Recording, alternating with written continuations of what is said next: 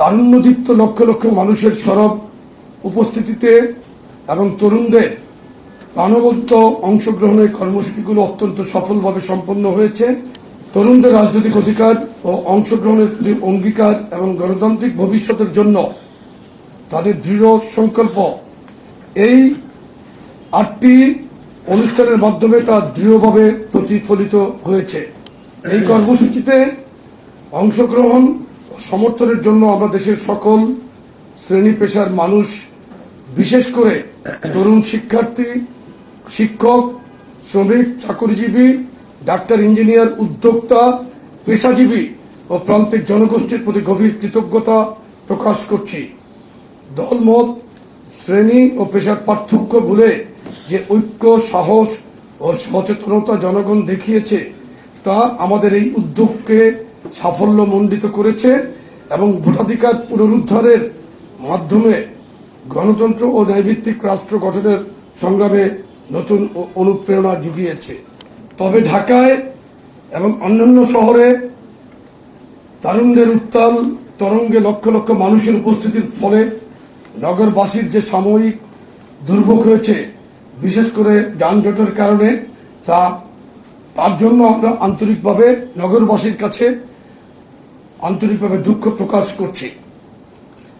আমাদের প্রতিটি কর্মসূচিকে নির্বিঘ্ন ও সফল করতে সহযোগিতা করার জন্য সংশ্লিষ্ট প্রশাসন, পুলিশ ও ট্রাফিক বিভাগকে আন্তরিক ধন্যবাদ ও কৃতজ্ঞতা জানাই। এ কাজে সহায়তাকারী সকল পরিচ্ছন্নতা কর্মীকে ও জানাই বিশেষ ধন্যবাদ। বিএনপি সবসময় তরুণদের কেবল ভোটার হিসেবে নয়, বরং রাষ্ট্র গঠনের স্থপতি ও রাজনৈতিক নেতৃত্বের অংশীদার হিসেবে বিবেচনা করে। এই ধারাবাহিক কর্মসূচি এবং এর পেছনে থাকা আদর্শ আমাদের ভবিষ্যৎ রাজনৈতিক দর্শন ও লক্ষ্যকে আরো স্পষ্ট করেছে।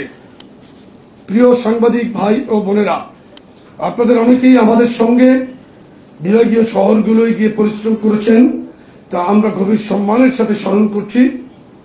আপনারাই আমাদের বার্তার বাহক, সত্যের নির্ভীক সহযোদ্ধা এবং ইনশাআল্লাহ আগামীর ইতিহাসের সাক্ষী হয়ে থাকবেন আপনারা।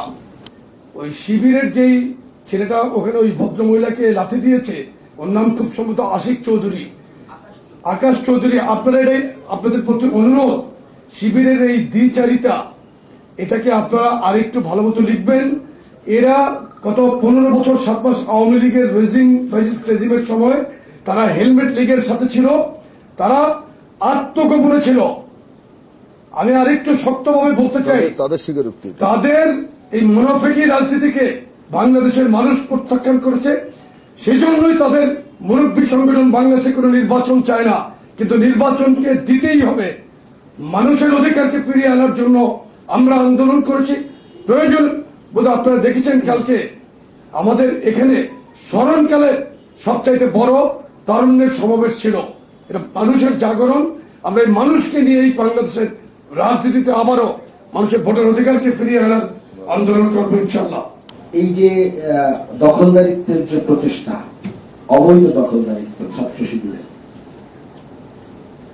বর্তমান সরকার বিশ্ববিদ্যালয় প্রশাসনগুলোতে সরাসরি দখলদারিত্বের সুযোগ তৈরি করে দিয়েছে। জামাত সংশ্লিষ্ট প্রশাসনকে বিভিন্নভাবে প্রমোট করে এই দখলদারিত্বকে উৎসাহিত করা হচ্ছে এবং এই ধরনের অনাকাঙ্ক্ষিত এবং অনপিপ্রেত ঘটনাকে উস্কে দেওয়া হচ্ছে। জাস্ট আমি এই বিষয়টি যোগ করতে চাই। এই বিষয়টি আপনাদের নজরে রাখা উচিত এবং আমাদের সবার সচেতন থাকা উচিত। শিবির 5 তারিখের পরবর্তী সময়ে সর্বপ্রথম ক্যাম্পাসে দখলদারিত্বের রাজনীতি আনুষ্ঠানিকভাবে শুরু করেছে রাজশাহী বিশ্ববিদ্যালয়ে বামপন্থী ছাত্র সংগঠনের উপর হামলা করে।